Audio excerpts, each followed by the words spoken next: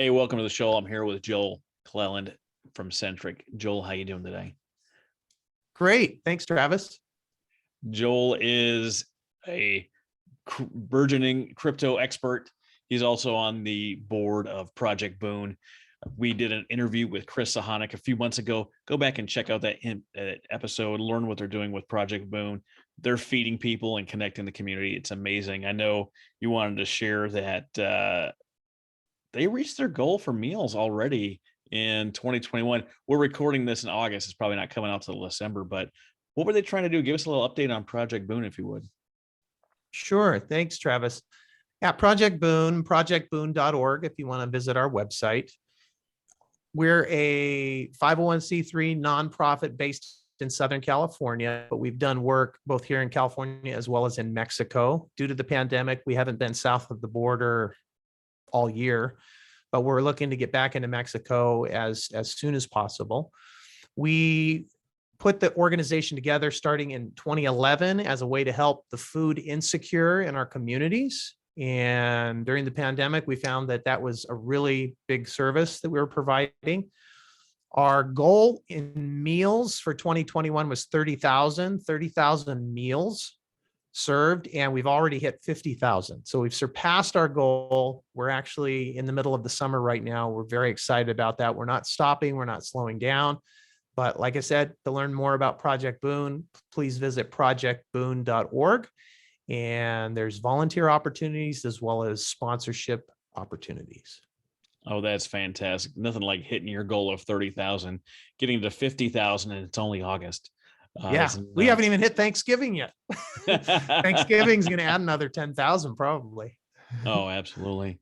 That's really cool. But we're not here to talk in depth about Project Boon. We're going to talk about cryptocurrency, give you some of the definitions of really what it is. We're still kind of in the infant stages of this thing. It's very confusing.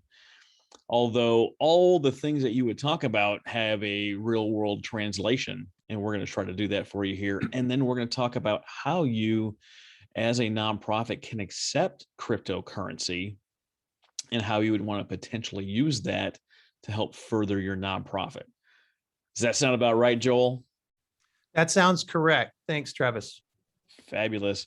Let's jump right in here. Tell us a little bit about what Centric is in layman's terms. For sure, no problem.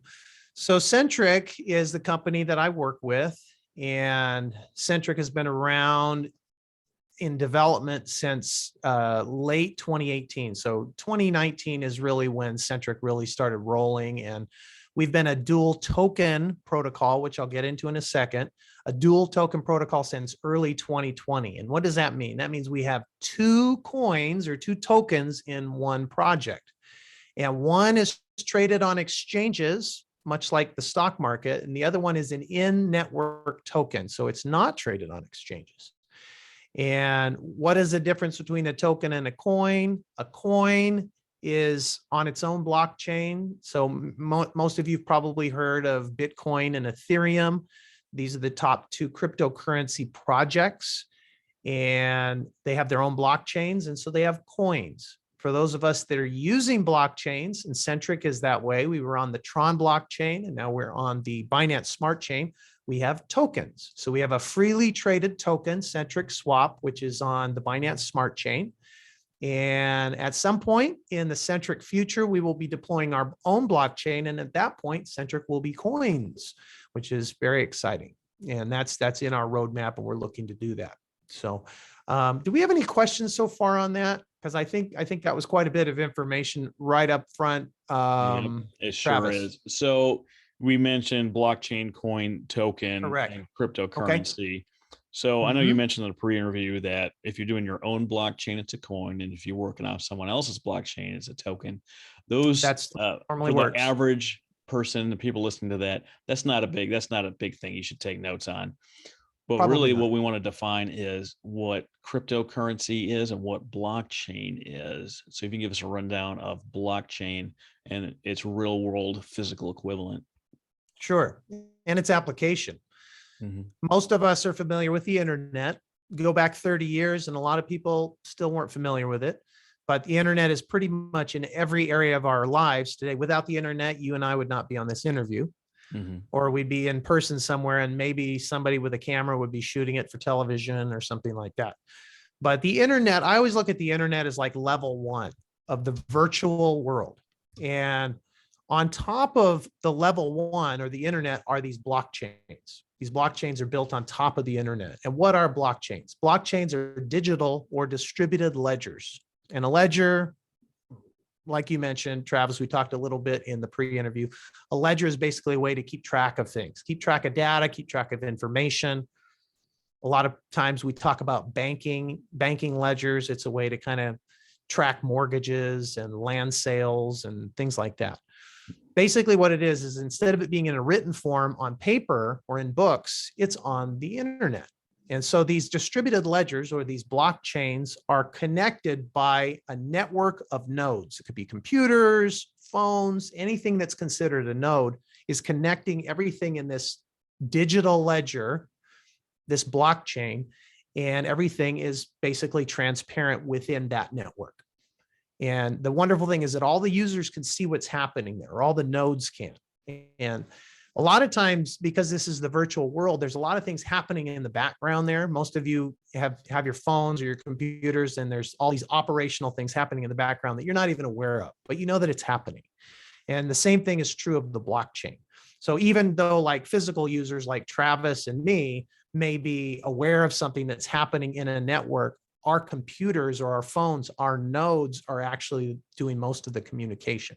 And everything that's happening in that digital ledger space, because it's transparent, it's also immutable, which means it can't be changed. That's what that fancy word immutable means, is that we talk about blocks, and it's a series of blocks on this chain, and they're blocks of information. And so like if a new block comes in that isn't in sequence or isn't aligned with the other blocks, it's obviously not supposed to be there. And so the network naturally pushes those things out that shouldn't be in the network. That's one of the things I really like about the blockchain, is it keeps things very synonymous and cohesive.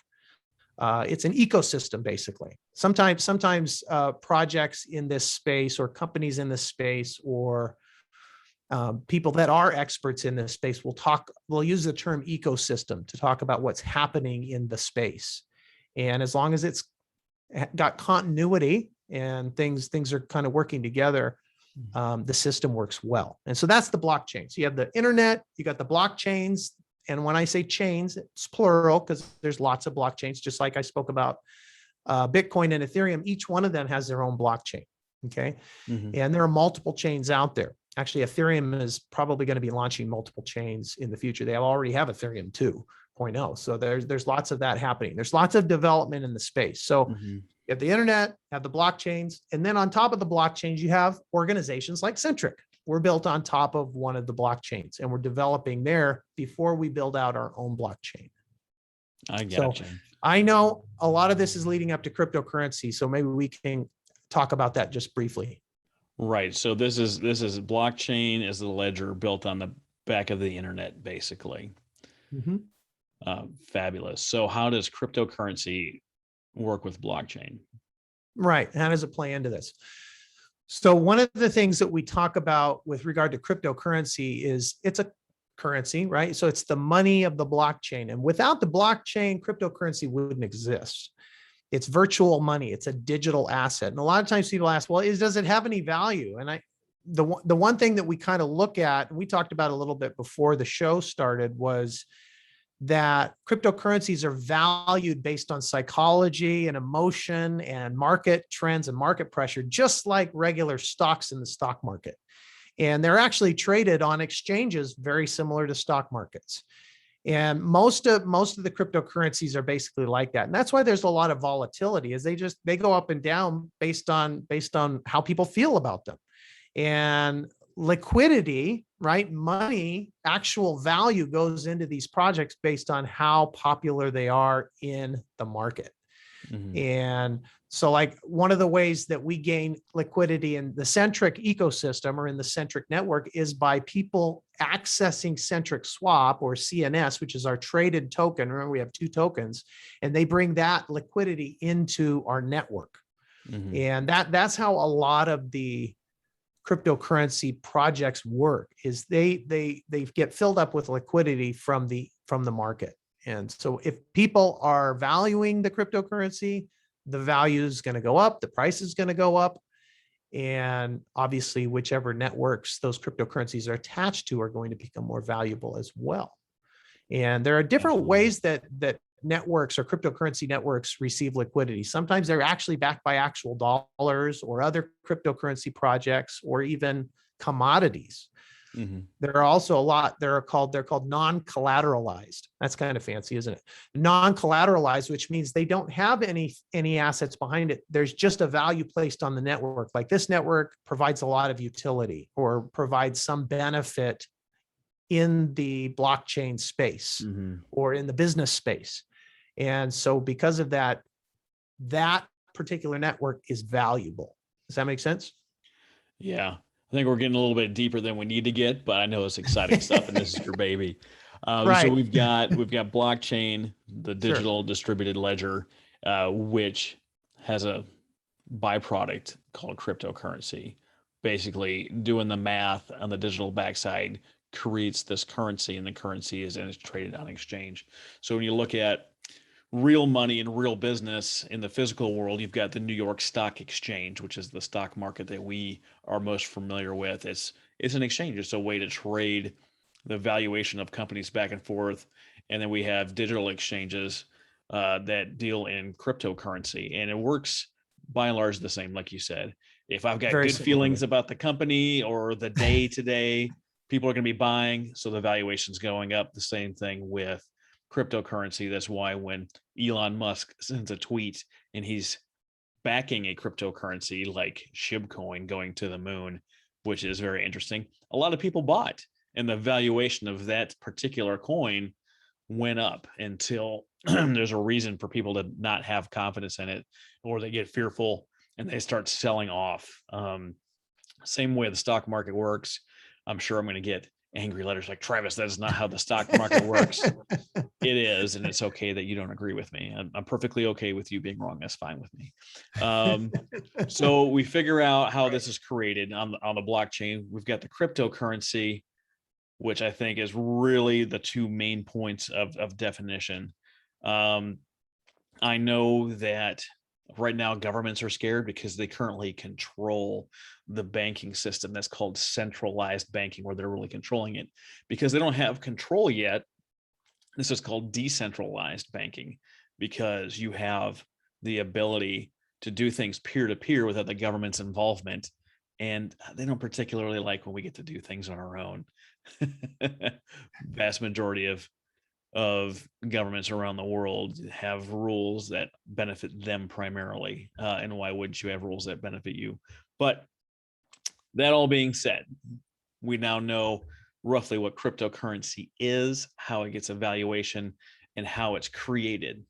Fabulous. How do we?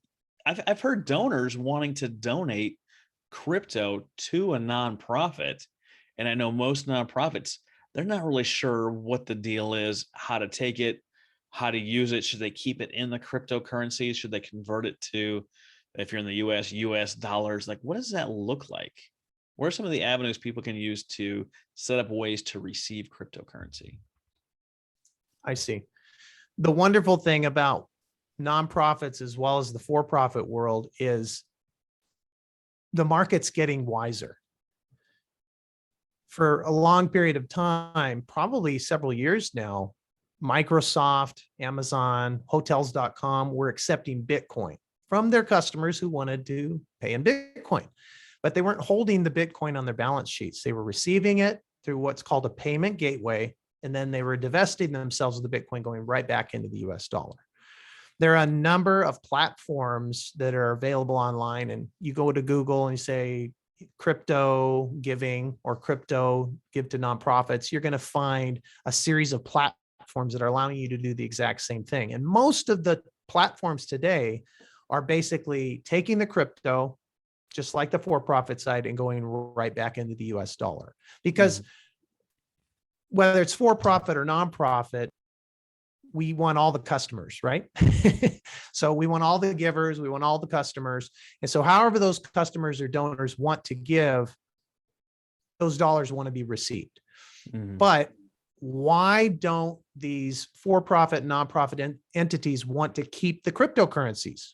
Because the cryptocurrencies are volatile. The price goes up and the price goes down, just like stocks or commodities. And because of that, because there's price volatility, there's an issue receiving and holding the cryptocurrencies. That's why they go right back into the US dollar at whatever the current price is. What we're doing at Centric is we're developing a department within Centric called Crypto Donation or Crypto Donations. And basically what it's going to be is it's going to be like one of these platforms that allows people to give. And they can, the givers can give in any cryptocurrency they choose, but these actual nonprofits are going to have wallets that are Centric wallets, and they can hold Centric Rise, which is our in-network token. So we have the one that's traded on the exchanges, Centric Swap, and our in-network token, Centric Rise, which only goes up. And what that does is that gives the donors an opportunity to say, you know what, I want to lock up the Centric Rise for 3 months. I want to lock it up for 6 months, 9 months, maybe 12 months before my favorite charity gets to use it, because I'm going to make a bigger impact. And because Centric Rise grows every single hour, and you can look at it right there on chain, you can look at it in the Centric web wallet, the impact is bigger over time by the charities holding the Centric Rise. Now, can they go back into the US dollar? Can they divest themselves of the Centric or any other crypto right away? Absolutely. And that service already exists. That service is also going to be available through Crypto Donation. But what this is doing is this is providing another opportunity for people to give the way they want to give, whether they want to give with crypto or they want to give with traditional dollars. And they're going to receive the same tax receipts they would get in any other capacity. That's one of the things I think has kind of come through this space. And I've seen some of the other giving platforms. They're very good. You basically, if you can want to give with crypto, you can, and you get an email receipt for tax purposes. So you're getting the best of both worlds. And we're going to be doing that as well at Crypto Donation, but we're also adding some additional benefits, like the fact that the charities aren't going to have any costs. So there's going to be zero cost to the charities. With some of the platforms, there's fees that are passed on to the charities, or the charities have to pay a cost just to be on the platform. We're not going to have those costs. Yeah, Any I mean, user costs are going to be passed on to the donors. I gotcha.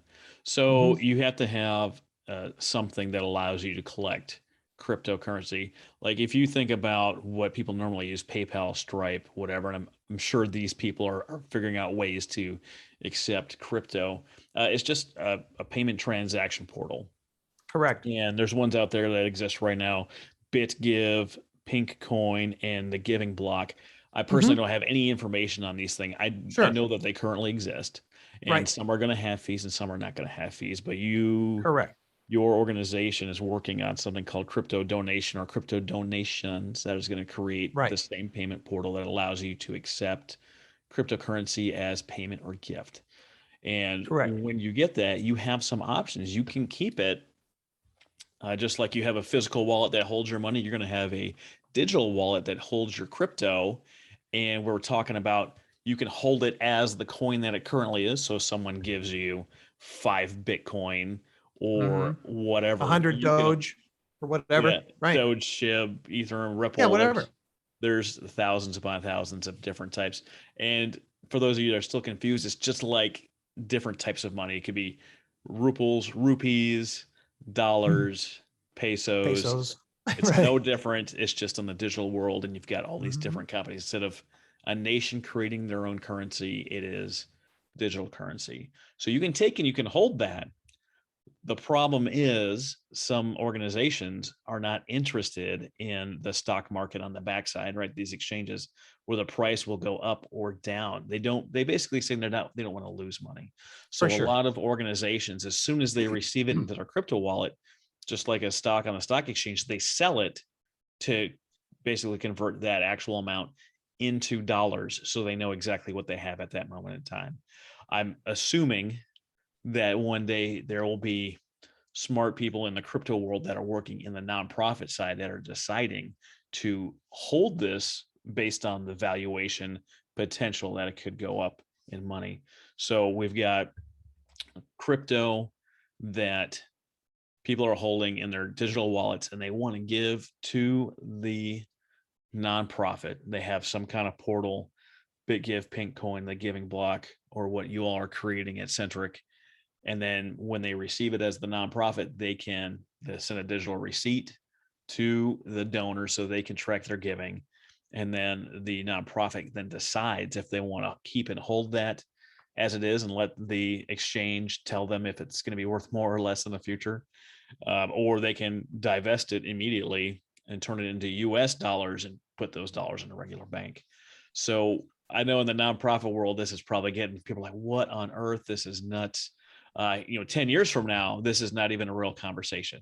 It's just going to be part of the daily use. People are going to understand it no different than your physical wallet with cash and your digital wallet with crypto. It's going to be commonplace, just like the internet was, 30 years ago. Now everyone knows what it is, understands the concept, and it's perfect everyday vernacular.